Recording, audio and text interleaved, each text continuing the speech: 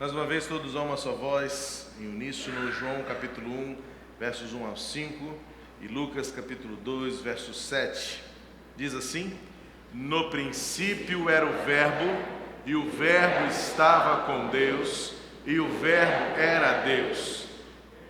Ele estava... Volta um pouquinho. Vamos começar de novo?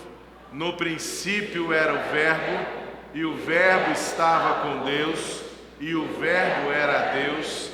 Ele estava no princípio com Deus. Todas as coisas foram feitas por Ele, e sem Ele nada do que foi feito se fez. Nele estava a vida, e a vida era a luz dos homens, e a luz resplandeceu nas trevas, e as trevas não a compreenderam. E Maria deu à luz o seu primogênito, envolveu-o em panos e o colocou numa manjedoura, porque não havia lugar para eles na hospedaria. A humanidade teve a oportunidade de acolher o Salvador. A humanidade teve a oportunidade de acolher aquele que veio para salvar, mas a humanidade o rejeitou. E o tem rejeitado até hoje. Deus seja louvado porque pelo Espírito Santo nós o acolhemos, nós o aceitamos, porque entendemos que Ele nos aceitou primeiro. Jesus nos amou. E quando nós o aceitamos, a nossa vida, o nosso coração se transforma em uma manjedoura, onde Cristo nasce e reina, e faz a glória dele resplandecer em nós. Por isso, Cristo, nosso Salvador, deve nascer em nosso coração. E devemos viver de tal maneira que Ele também, o Filho de Deus, nasça no coração desta geração, que vive apagada, que vive aflita, que vive sem esperança, porque ainda não há lugar para Jesus no coração desta geração. Vivamos, preguemos, ensinemos que o Verbo, a palavra de Deus, se fez carne e habitou entre nós, e habita no coração daqueles que o fazem de seus corações a manjedoura, onde Cristo é colocado para crescer, para nascer, para viver, para fazer você viver também.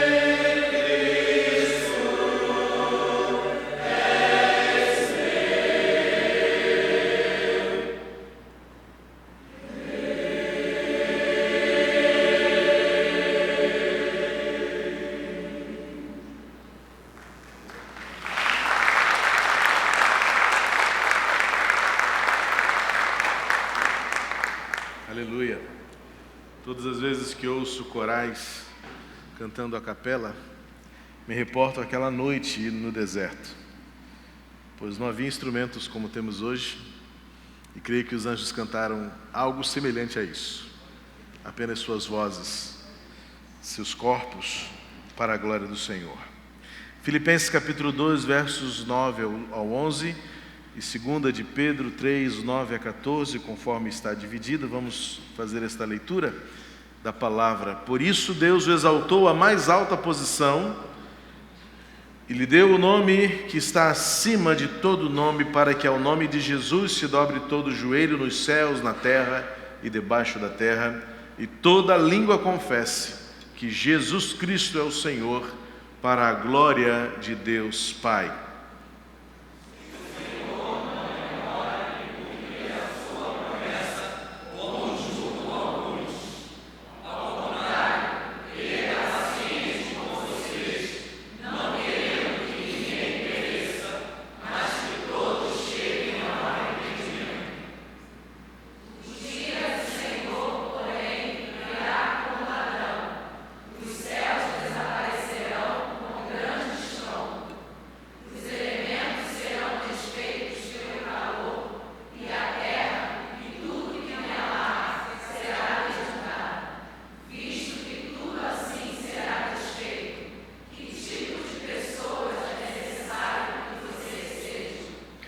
Vivam de maneira santa e piedosa, esperando o dia de Deus e apressando a sua vinda. Naquele dia os céus serão desfeitos pelo fogo e os elementos se derreterão pelo calor. Todavia, de acordo com a sua promessa, esperamos novos céus e nova terra, onde habita a justiça.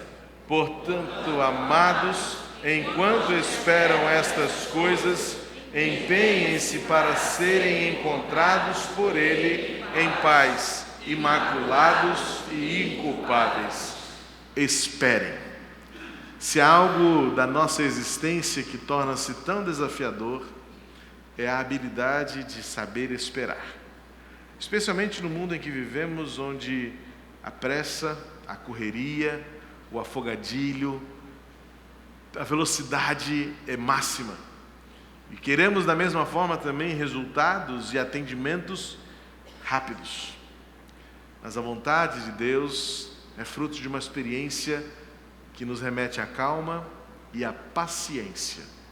O Senhor virá. Ele virá ao nosso encontro e Ele virá em resposta. E Cristo voltará.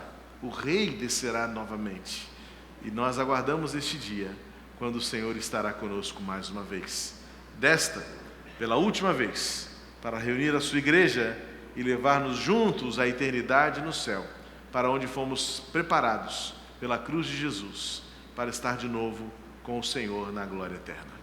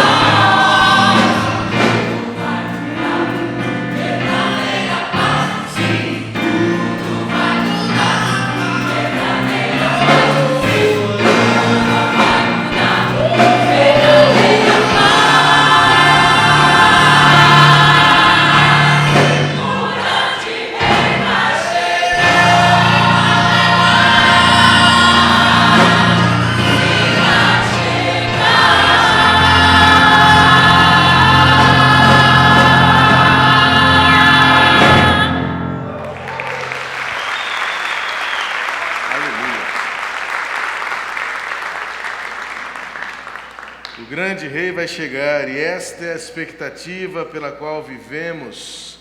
É nesta certeza que nos movemos. E se não for por esta esperança, pouca coisa fará sentido na vida que vivemos. É o que o apóstolo Pedro escreveu na sua epístola e nós acabamos de ler. Vivam de maneira, falem, compartilhem, que a palavra de Deus seja vista em nós. Alguém já disse certa vez que para muitas pessoas nós teremos a única Bíblia que essa pessoa lerá.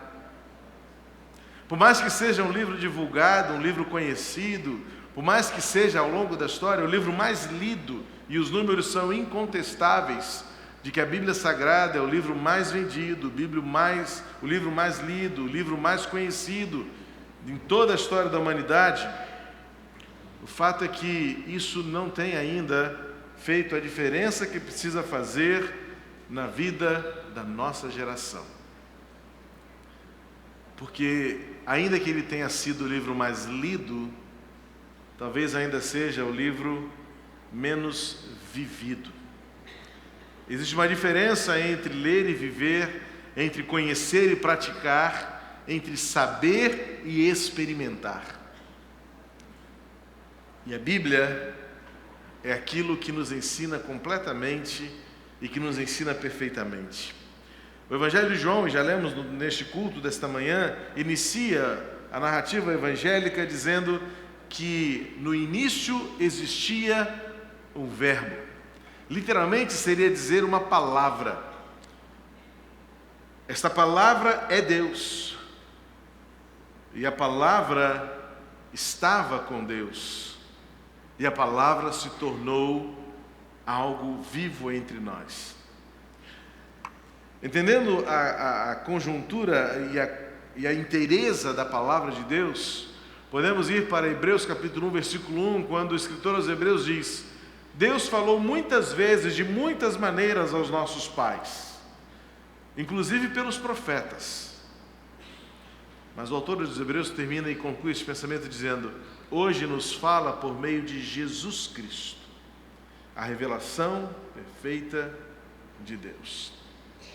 Quando pensamos em palavra, nos remetemos à realidade de que esta palavra não é um conceito, esta palavra não é um verbete, esta palavra não é simplesmente um verbo, mas esta palavra é uma pessoa, Jesus Cristo. Palavra de poder, palavra de amor, palavra de esperança. A palavra aguardada, a palavra que é cantada, a palavra que é anunciada, mas acima de tudo a palavra que é vivida. E a Bíblia, do início ao fim, ela converge, ela aponta, ela trata, ela explica e ela apresenta Jesus Cristo como sendo a palavra perfeita de Deus para nos fazer e ensinar a viver. É por isso que nós, como neste contexto evangélico que vivemos, já há muitas décadas celebramos ao segundo domingo de todo ano, segundo domingo de dezembro de todo ano, o chamado Dia da Bíblia. Não é para venerar a Bíblia, porque ela não nos é um ídolo e não pode se tornar um ídolo, mas para trazer à tona o fato de que é por esta palavra, é por esta escritura, é por este ensinamento que nós baseamos e pautamos tudo aquilo que cremos, tudo aquilo que vivemos. Se está na Bíblia, precisamos compreender e viver. Se não está na Bíblia, podemos questionar e podemos combater. A Bíblia é para nós toda a verdade. A Bíblia é para nós a suficiente verdade. A Bíblia é para nós tudo aquilo que precisamos. Podemos, como o salmista, no Salmo 119, o conhecido maior salmo da Bíblia, e que com ele traz vários valores e preceitos e características que a palavra de Deus tem para o salmista. No versículo 97 ao versículo 100, o salmista vai enumerar algumas coisas que tornam a palavra de Deus em Cristo Jesus, já na expectativa daquilo que estava por vir, a maior de todas as verdades, a verdade. Diz assim o Salmo 119, versículo 97 ao versículo 100: como eu amo a tua lei, Medito nela o dia inteiro. Os teus mandamentos me tornam mais sábio que os meus inimigos, porquanto estão sempre comigo. Tenho mais discernimento que todos os meus mestres, pois medito nos teus testemunhos. Tenho mais entendimento que os anciãos, pois obedeço os teus preceitos. Afasta os pés de todo o caminho mau para obedecer a tua palavra. Não me afasto das tuas ordenanças, pois tu mesmo me ensinas. Como são doces para o meu paladar as tuas palavras, mais que o mel para a minha boca. Ganho entendimento por meio dos teus preceitos, por isso odeio todo o caminho da falsidade. Como eu disse, a palavra, ela é muito mais do que escritos. A palavra é muito mais do que conceitos. A palavra se torna uma pessoa. A palavra se torna uma obra. A palavra se torna vida na nossa existência. Os versículos 98 até o versículo 100, o salmista trabalha uma forma poética muito comum nos salmos, que é chamado de paralelismo, em que ele coloca uma ideia e logo em seguida ele ou alterna, ou conclui, ou confronta. E se nós percebemos a estrutura desses três versículos, 98, 99 e 100, o escritor, o salmista, ele vai dizer que a palavra de Deus faz alguma coisa na vida dele. A primeira parte dos três versículos diz que a palavra de Deus torna-o mais sábio, a palavra de Deus dá a ele mais discernimento e a palavra de Deus dá a ele mais entendimento. Sabedoria, discernimento e entendimento. Parece-me que o salmista está querendo abraçar ou cercar de todas as formas a suficiência, a plenitude da palavra de Deus na sua vida. Se ele quer sabedoria, é na palavra que ele encontra. Se ele quer discernimento, é na palavra de Deus que ele acha. Se ele procura entendimento, é o que então ele vai encontrar nas Escrituras Sagradas. Você já ouviu falar que a cognição do indivíduo é baseada em três realidades: inteligência, conhecimento e, finalmente, sabedoria. Em geral, a nossa sociedade, as pessoas em geral, fundamentam-se e concentram-se muito naquilo que é inteligência e naquilo que é conhecimento. Parece-me que a inteligência é aquilo que é inato, vem conosco, lá do nascimento, é genético, é a habilidade do raciocínio, é a rapidez das conclusões, é o pensamento lógico. Alguns têm habilidade para a criatividade artística, outros têm habilidade para os cálculos exatos, alguns têm habilidade para uma visão espacial, conseguem enxergar coisas que os outros só com desenho conseguem enxergar. Outros têm uma habilidade no lidar com as palavras, no falar em público. São habilidades como que talentos que compõem esta capacidade, que fazem com que esta composição, que vem da genética, que vem do ventre uterino, é que nos torna o quão inteligentes somos, o quão inclinados a um determinado saber, a uma determinada capacidade. Esta é a inteligência. O conhecimento, por sua vez, é aquilo que nós adquirimos ao longo do tempo, quanto mais acumulamos informação. Estudamos, lemos, ouvimos. Os especialistas costumam dizer, inclusive, que o que nós conhecemos, do que nós sabemos, cerca de 80% nós sabemos e conhecemos por aquilo que vemos.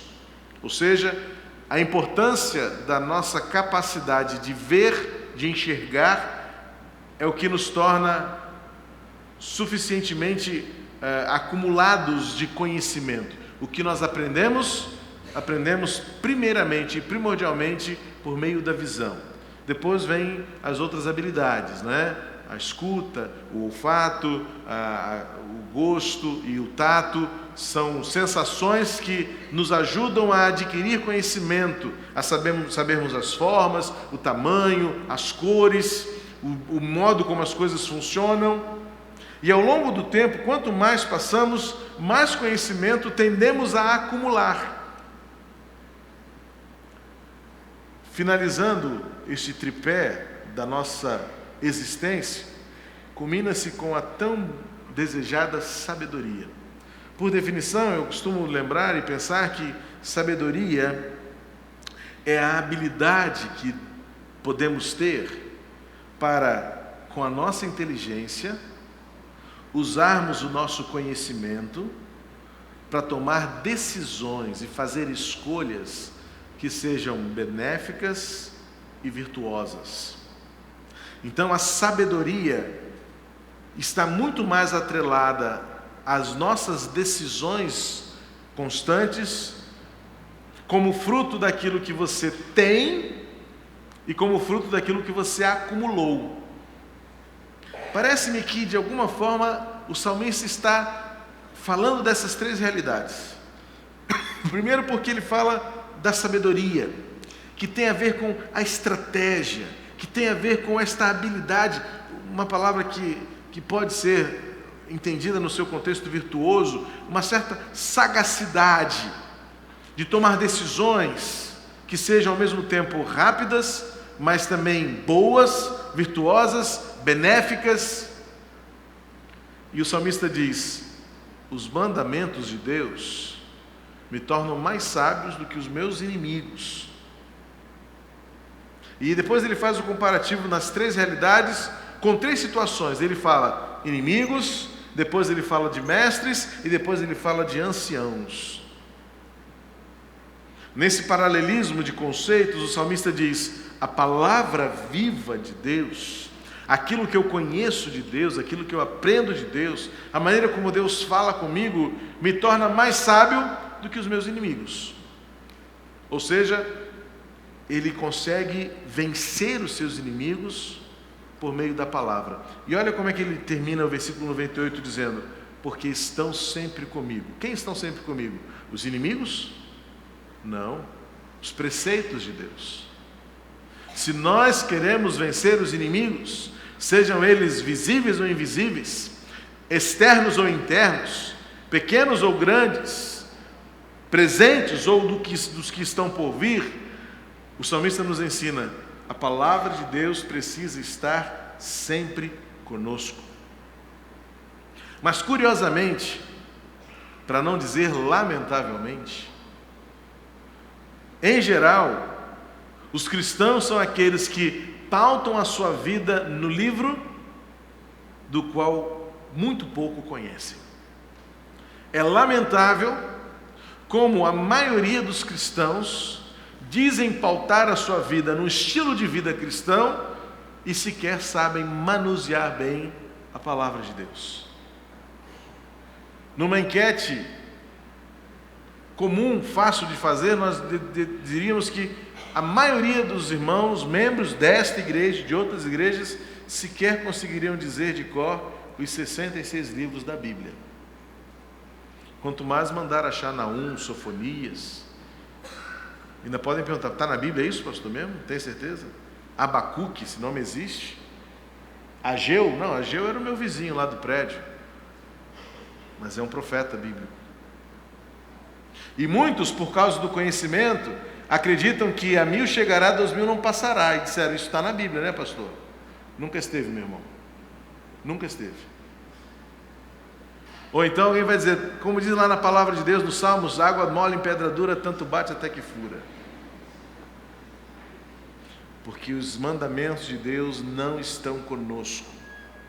A Bíblia é uma vaga noção de que é um livro que o pastor abre para ler. O pastor me ensina tanto da Bíblia, mas ela fica fechada.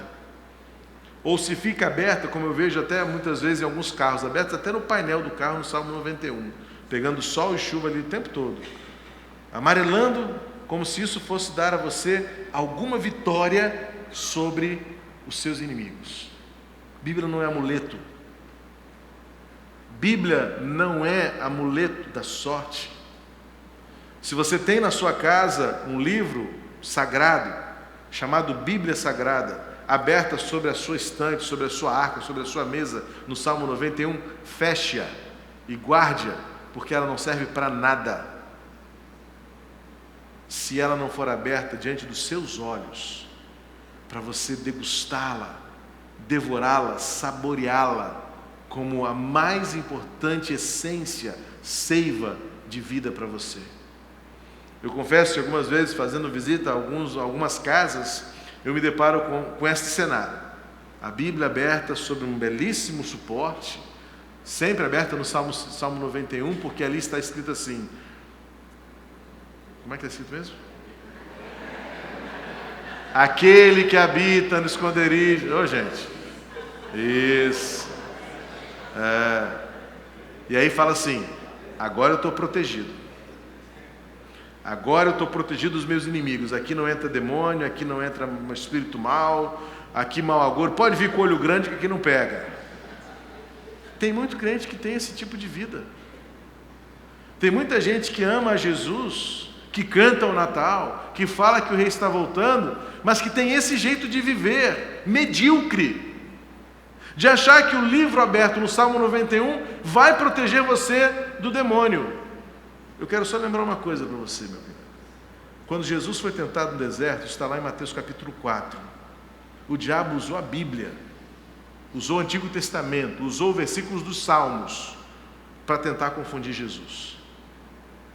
Então, muito cuidado, porque se você acha que a Bíblia aberta te protege das tentações, você está profundamente enganado e pode se tornar mais uma presa fácil de Satanás.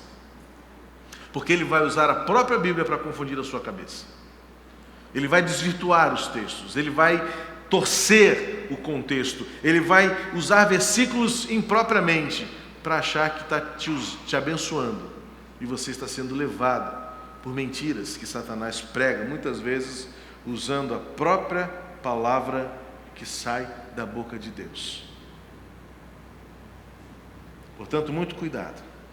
E quando o salmista diz que a vitória, que a sabedoria bíblica traz a ele, não é porque a Bíblia está aberta em cima da estante ou no painel do carro, ou estampada na camiseta, ou no vidro do carro, ali um versículo bonitão, adesivado. Não. Ele diz o seguinte: porque esses preceitos estão aqui comigo. Neste mesmo Salmo 119, versículo 11, ele diz: escondi a tua palavra no meu coração. Eu prefiro a tradução que diz guardei, porque escondi é aquela coisa que você bota para ninguém achar, né? E às vezes está tão escondido, tão escondido, tão escondido, que nem você sabe. Onde é que está mesmo aquele versículo mesmo que diz assim? E nem você sabe onde você escondeu. Então eu prefiro a tradução que diz: guardei os teus mandamentos. Olha, a NVI: guardei no coração a tua palavra, para não pecar contra ti. Por isso o salmista diz: os teus mandamentos me tornam mais sábios. E permita-me uma tradução livre aqui desse versículo, porque na comparação com os inimigos, a melhor tradução seria: a tua palavra me torna mais sagaz. Sabe o que é isso? É aquela capacidade de você encontrar uma saída, encontrar a rota de fuga quando os seus inimigos quiserem lhe pegar. Depois ele vai dizer o seguinte, versículo 99: tenho mais discernimento que todos os meus mestres. Você vai ao mestre normalmente para dizer o seguinte: o que eu faço? Professor, como é que é isso? Quando você acha que alguém sabe mais do que você quer que essa pessoa compartilhe com você o seu conhecimento. E agora o salmista vai dizer: porque eu medito nos teus testemunhos. Olha a diferença agora. Ele foi para um estágio avançado. Ele não apenas guarda, ele não apenas carrega, ele não apenas leva, ele não está preocupado em botar a Bíblia aberta na estante da sala de casa, ele não está preocupado só em puxar uma caixinha de promessa com versículo, como se fosse um horóscopo cristão para aquele dia, ele não está preocupado só em saber versículos de cor, mas a palavra meditação aqui é aquela reflexão como o animal ruminante faz. Ele volta o tempo todo ao alimento. Isso é uma figura meio jocosa, mas é necessária e é perfeita. O animal ruminante, ele vai para o pasto à noite e ele tem a capacidade de voltar à boca o alimento que ele ingeriu ao longo do dia, e ele então mastiga, triturando aquele alimento para tentar extrair tudo o que for possível daquelas substâncias. E o conceito em que o salmista diz: eu medito nos teus testemunhos, a ideia é: eu rumino os teus testemunhos. Eu penso em tudo aquilo que o Senhor fez. Eu me lembro do que o Senhor é capaz de fazer. Eu fico lembrando de como o Senhor agiu com o povo, como o Senhor agiu com os teus eleitos, como o Senhor agiu com os mártires, com os apóstolos. Eu fico me lembrando do que o Senhor tem feito na minha própria vida. E aí, quando ele faz isso, ele diz: eu tenho mais discernimento do que todos os mestres, ou seja, eu posso até ter muito mais conhecimento do que aquelas pessoas que se aplicam ao estudo da ciência. É interessante perceber como o conhecimento de Deus supera todo nível de conhecimento científico ou acadêmico. Porque muitas vezes, diante dos dilemas da vida, aquilo que sabemos da ciência, aquilo que sabemos da academia, aquilo que sabemos das cadeiras escolares, não nos são respostas quando nós estamos nos mais profundos dilemas da nossa existência. Quando vivemos crises, quando vivemos perdas, quando estamos em conflitos pessoais, quando estamos no vale da sombra da morte, quando estamos diante de enfermidades, quando sentimos-nos traídos, quando puxaram o nosso tapete, quando falaram mal de nós, quando estamos em angústia profunda, quando somos tomados pelo medo, a gente descobre que os diplomas acadêmicos não servem para nada. Até mesmo, com todo o respeito que tenho pelos médicos, e é uma das carreiras que eu mais admiro, haverá sempre aquele dia em que você ouvirá do seu médico: não há mais nada o que possamos fazer. E é quando então o salmista diz: mas quando eu medito nos teus testemunhos, Senhor, eu tenho muito mais esperança. Eu vou além do conhecimento, da limitação dos mestres. A capela do Seminário Teológico do Sul tem uma simbologia muito preciosa ali. Quem já foi ao nosso seminário aqui na Tijuca, são 2 prédios lado a lado, cujas fachadas são idênticas. A capela do lado direito de quem vê e a capela esquerda do lado direito de quem olha. A capela, a biblioteca do lado direito. A capela, ela tem a sua torre apontada para o céu. A biblioteca tem a sua torre limitada. Na base deste prisma que aponta para o céu sobre a capela, a biblioteca tem ali uma laje, uma parte reta, simbolizando que os livros limitam-se apenas àquilo que eles escrevem, mas a fé nos aponta e nos leva para lugares mais altos. É o que o salmista está dizendo. Os meus mestres têm conhecimento, eles merecem o meu respeito, eles estudaram para tanto, seus diplomas são de honra ao mérito dos estudos, da dedicação, mas quando este conhecimento cessa, os testemunhos de Deus vão além. E o salmista vai terminar esta tríplice comparação quando ele diz: tenho mais entendimento que os anciãos, pois obedeço aos teus preceitos. Inimigos, mestres e agora finalmente anciãos.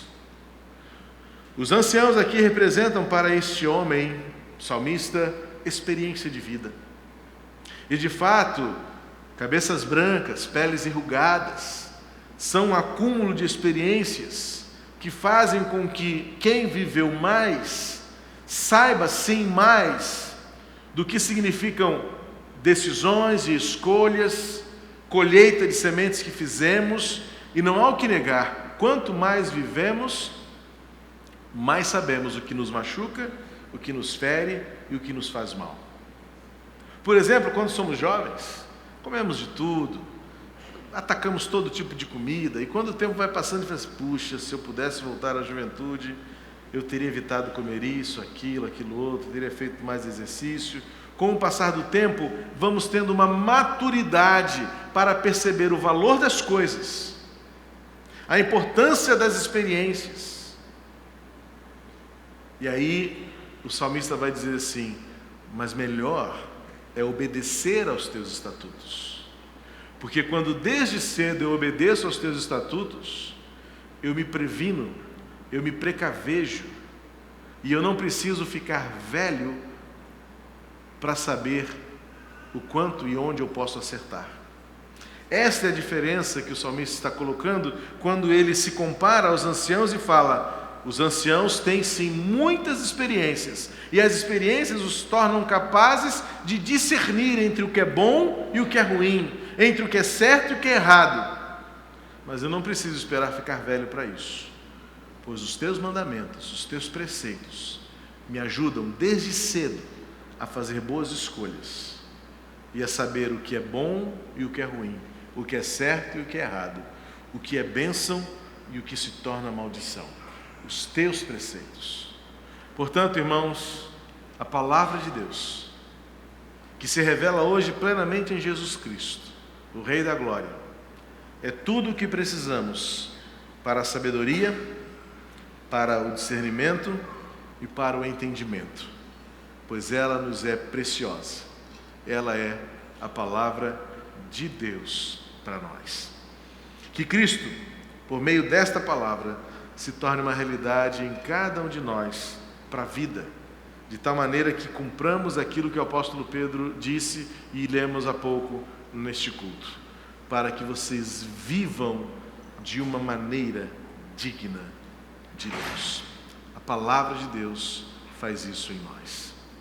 Nosso Deus e nosso Pai, muito obrigado pela Tua palavra revelada, escrita, publicada, mas melhor ainda, obrigado pela Tua palavra, que é Jesus Cristo, que hoje nos ensina plenamente a viver e a cumprir os Teus preceitos e os Teus mandamentos.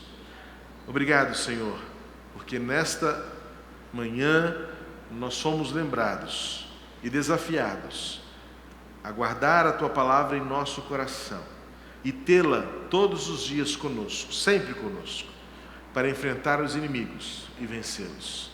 Obrigado, Senhor, porque guardar a Tua palavra, meditar nela, ruminá-la, absorvê-la, torna-nos muito mais conhecedores do que grandes mestres, porque nela temos esperança quando o conhecimento falha. E obrigado, Senhor, porque na Tua palavra podemos ter desde agora, na juventude, na adolescência, desde cedo, podemos ter nela o conhecimento da verdade, que nos ensina o caminho que devemos seguir. Obrigado, Pai, pela Tua palavra viva em nós. Em nome de Jesus, o Verbo vivo. Amém. Estamos chegando ao final do nosso culto desta manhã.